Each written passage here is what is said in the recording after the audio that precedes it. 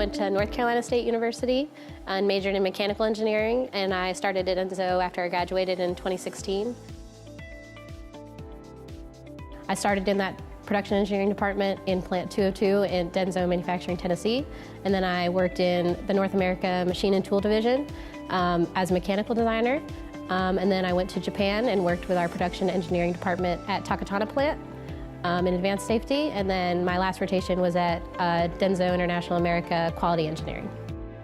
We were able to travel to a lot of places all throughout Japan, so we went as far north as Sapporo to a snow festival, and then we also traveled all the way down to Nagasaki and Hiroshima, and then in between Tokyo, Osaka, we were able to experience a lot of the culture and history of Japan. I think in production engineering I had a lot of opportunity to do a lot of hands-on experiences, both at DENSO Tennessee and then in Japan on my business trips and during the rotation. Get that global perspective of DENSO. I think, there's more than just your job. I think the Ignite program is awesome. It's an awesome opportunity to travel, meet new people, and get to know DENSO.